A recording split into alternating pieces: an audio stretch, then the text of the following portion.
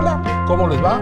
No somos nada, nuestro cuarto capítulo, que hoy comienza no con el disclaimer habitual que ustedes me conocen, aquello de no representamos necesariamente la opinión de Canal 13 y cada uno se representa por sus opiniones, sino con una invitación híbrida. Si usted nos sigue por Spotify, por favor suscríbase a nuestro podcast para que lo pueda escuchar, para que se pueda enterar.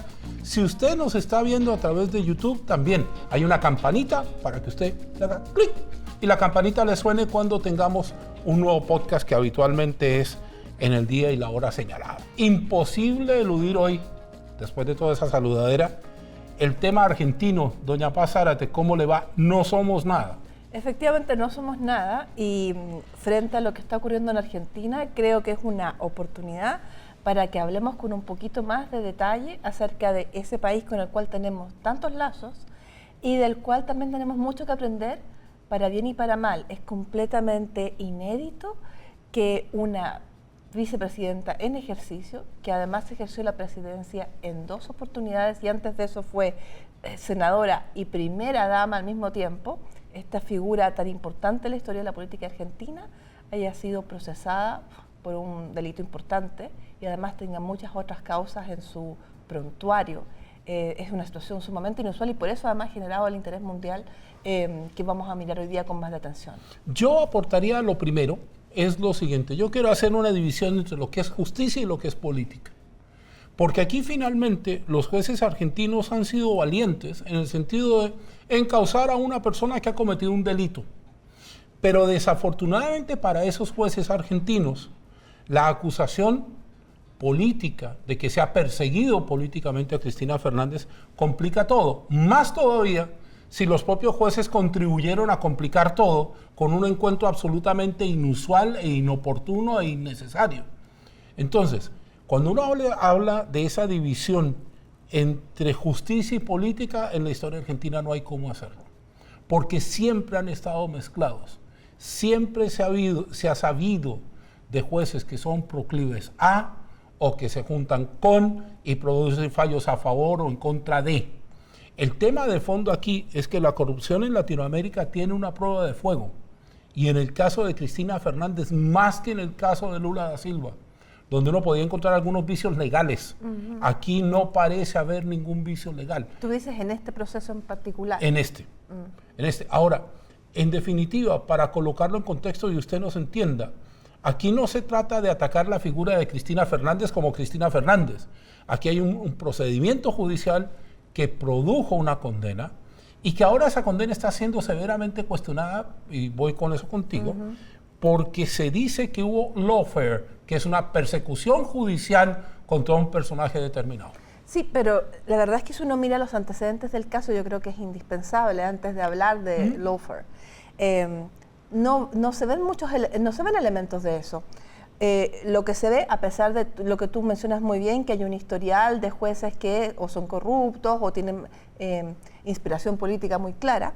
En este caso en particular, en este caso el trabajo de la Fiscalía también involucra un proceso que lleva varios años, que son 13 personas que fueron imputadas originalmente y donde parece efectivamente que se han cumplido los elementos para llegar a este momento. Y por lo demás, el caso, podríamos decir que incluso que está en la mitad de su transcurso, porque todavía queda la etapa de apelación. Sí. Y esa etapa puede llegar hasta la Corte Suprema. Y puede ser que no pase nada. Y puede ser que le falten al menos 2 años más y efectivamente que no pase nada. O puede ser que le rebajen la condena, que le rebajen la inhabilitación número de años. Pero a ver, yo me quiero detener específicamente, antes de ir a Buenos Aires, hoy tenemos de invitado a James Gatica. Yo me quiero detener en cómo un fallo que es judicial se vehiculiza y se convierte en un fallo político. Sí. Porque entonces hay una cierta suerte de denegación de justicia, en el sentido de que se cuestiona la justicia por razones políticas sin ir a tu expertise, que son las razones jurídicas. Sí, bueno, a mí me llama mucho la atención esto, porque la defensa en particular uno pensaría que la defensa de la expresidenta, que por lo demás ella misma es abogada, estaría enfocada en señalar su inocencia. Pero en vez de eso la defensa está enfocada en atacar al Poder Judicial. Correcto. Es decir, está como evitando pronunciarse sobre el fondo del tema. Y además dice, esta persecución política que hoy es hacia mí, mañana es hacia ustedes. Les van a quitar sus derechos sociales, etcétera, etcétera. Entonces, a mí me llama mucho la atención la estrategia de defensa. Y bueno, por supuesto, cuando la expresidenta tiene la oportunidad, y actual vicepresidenta, de explicar su situación, siempre lleva a este discurso donde finalmente lo que genera en sus partidarios es una reacción también muy visceral. Claro, bueno, viscerales han sido toda la vida. Tú recuerdas que los actos en la Casa Rosada eran como barras de fútbol, ¿no? Absolutamente. Cristina no se va, qué sé yo. Y lo otro es muy interesante. El presidente de la República, el presidente Alberto Fernández, es profesor de Derecho Penal en la Universidad de Buenos Aires. Y él dice, esta persona es inocente. Entonces, y efectivamente es parte también de la narrativa de que el Poder Judicial está políticamente orientado. Tiene mucho peso también que el presidente Fernández no se margine de esta narrativa, sino que también participe de ella. La verdad es que todo esto es muy inusual y hace temer un poquito por la situación institucional de Argentina. En alguna callecita de Buenos Aires, y lo digo con ese tono de medio Piazzolla, está James Gatica. Y James hoy tiene la misión, se la hemos encargado desde Santiago, de contarnos cómo amanece Buenos Aires. James, la milanesa está más dura, la gente está más enojada, ¿qué dicen los diarios? James Gatica, en No Somos Nada, porque James Gatica sí es mucho. James, buenos días. ¿Cómo estás, Paz? Carlos, muy buenos días, muchas gracias por esta invitación. La verdad es que ayer fue un día de muchas emociones, para los devotos de Cristina Fernández, para las personas también que apoyan el proceso judicial y seguían muy atentos cada una de las partes de esta causa que avanzó de cierta forma bastante rápido para lo que se acostumbra aquí en la Argentina y que terminó finalmente con ese fallo que condena, como bien decía Paz, por primera vez a una vicepresidenta en ejercicio a una condena de cualquier tipo, y en este caso 6 años de cárcel e inhabilitación para ejercer cargos políticos. Pero esta mayor noticia, y que sorprendió a todos, anoche cuando estábamos afuera del Congreso, donde habían varios centenares esperando a que se apagara la luz de la ventana de la oficina de Cristina Fernández, como una señal de que ya terminaba el día y que ella se iba a retirar, la gente me decía, estamos muy tristes porque la justicia no fue justa. Y eso dice mucho de lo que pasa en este país. Y me recuerdo muy bien hace 4 años cuando llegué aquí a Buenos Aires y un abogado me dijo, aquí la justicia es muy sensible a los colores políticos de turno. Y eso puede ser para bien o para mal. Puede favorecerle como también puede pasar lo que pasó ayer. Pero eso no debería ser así. También muchas personas me decían, aquí no hay independencia de los poderes, claramente hay una influencia desde la oposición, es decir, desde los partidos como por ejemplo el de Mauricio Macri, el expresidente, que no lo citan a declarar, y también de los medios de comunicación. Ese es otro elemento súper clave y denominador común en mucho de los discursos y la retórica que ha utilizado Cristina Fernández y sus adherentes, y eso no es sano para una democracia, de cierta forma, y eso uno lo ve reflejado ayer en las calles. Paz. James, quisiera preguntarte si pudiéramos brevemente para la gente que está viendo o escuchando este podcast o vodcast, repasar exactamente los hechos que son centrales en un proceso judicial, los hechos que conforman esta causa vialidad y por lo cual la presidenta recibió esta condena, que por supuesto repetimos que es apelable. Claro, lo que argumentaba el fiscal en esta causa es que había una asociación ilícita, es decir, una organización que estaba armada para poder defraudar desde una posición de poder, desde autoridad, y tomar fondos del Estado para poder desviarlos a caudales particulares, sin obviamente contratos debidos ni obras. Y eso por eso se conoce vialidad, porque son obras viales. En este caso todo comienza la trama a crearse durante el gobierno de Néstor Kirchner, y dicen los antecedentes o las pruebas que se presentaron de que aumentó en su magnitud durante los 2 gobiernos de Cristina Fernández. Como asignando a un personaje, Lázaro Báez, en la provincia de Santa Cruz, que es el bastión político de los Kirchner ya por varias décadas, un hombre que era un cajero de una tienda y que al otro día pasó a ser un multimillonario, que administraba esta gran empresa que supuestamente iba a construir carreteras, iba a hacer grandes obras viales en la provincia, y se adjudicaron una serie de contratos desde el gobierno federal, es decir, aquí desde Buenos Aires, por $1.000 millones a lo largo de los años. Muchos de esos proyectos, que la gran mayoría que no se concretaron y que esta persona se financió. También hay una serie de elementos en términos de cómo también habían coimas, bien digo, para poder favorecer a algunos empresarios, y cómo estos dineros de una u otra forma terminan en las arcas particulares, dicen, no solamente de Néstor o Cristina, Néstor fallecido a esta altura obviamente, pero también de los hijos, que son parte no solamente de esta investigación como tal de la causa de vialidad, sino que de otras también, que están todo entrelazado una cosa por otra. Entonces esto es una cosa que se llevó por años, pero que recién llegó a tribunales durante el gobierno de Mauricio Macri, y los últimos 2-3 años, ya cuando Cristina vuelve al poder, pero esta vez de una figura de segundo plano, de cierta forma, como vicepresidenta, es cuando esto se acelera y la vemos por primera vez a Cristina Fernández en el banquillo de los acusados, que era algo histórico que nadie pensó que iba a pasar, y finalmente ayer es condenada. A ver, James, hay gente de la oposición argentina que se frota las manos, ¿no? Dice, esto es el final de la carrera política de Cristina Fernández, no hay manera que sobreviva esto. James nos ha contado que hay gente que dice que es injusto. ¿Cuál es el pulso de la calle hoy, James, en la mañana cuando saliste, ayer cuando terminaste tu jornada? ¿Es efectivamente el final de Cristina Fernández como figura política en Argentina, habida cuenta que ella dijo que no se iba a presentar a nada más?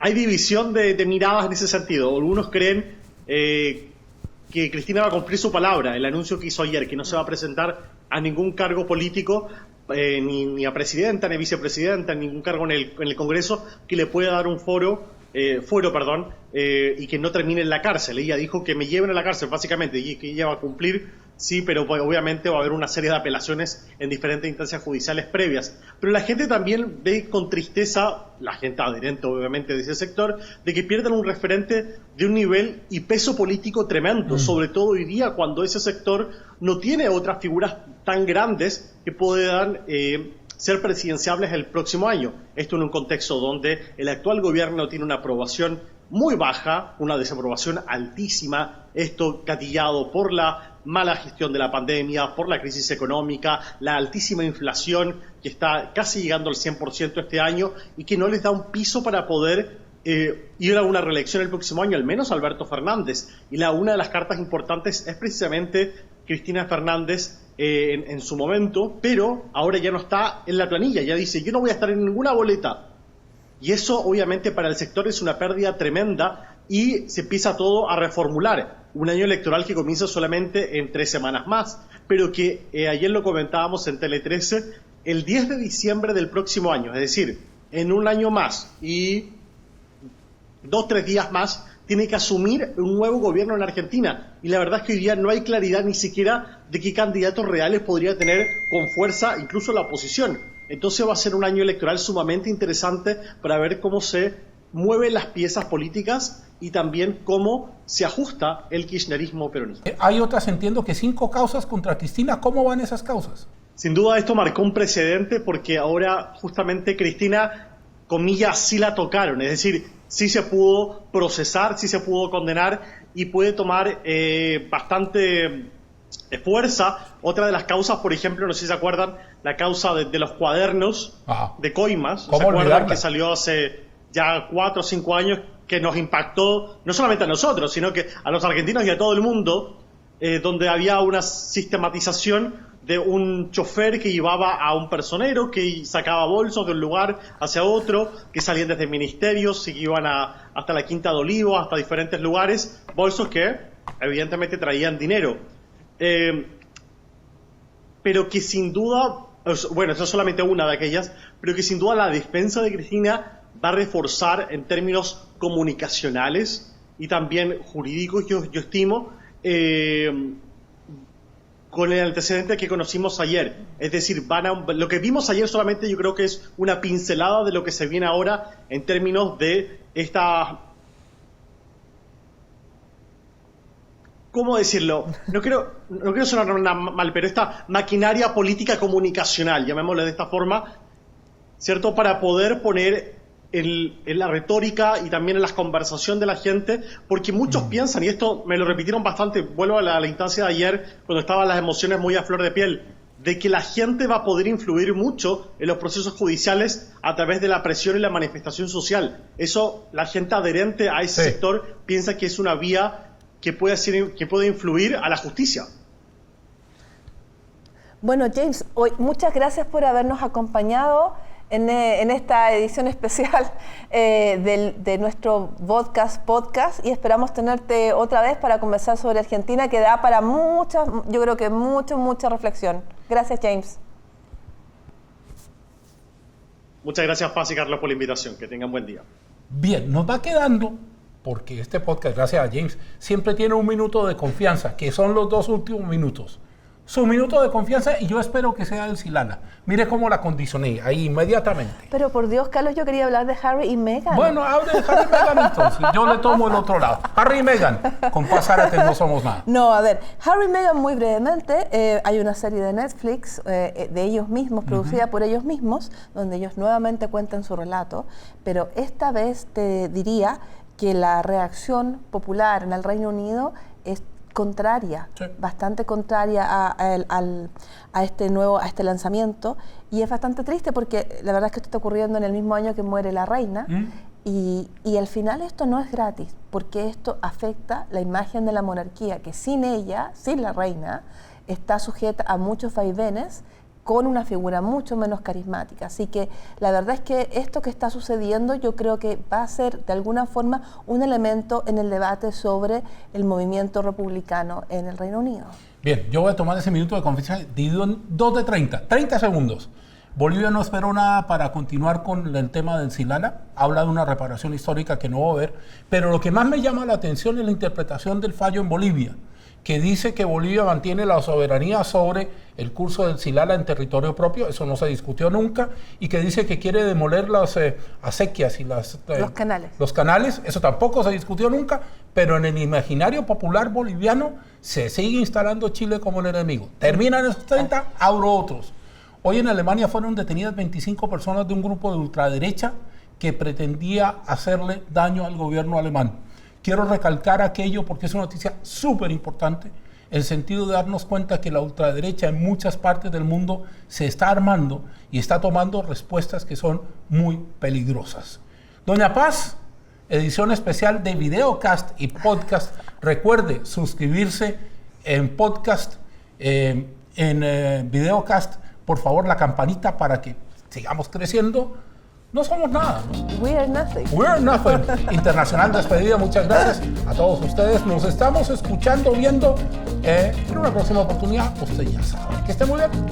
Hasta la próxima.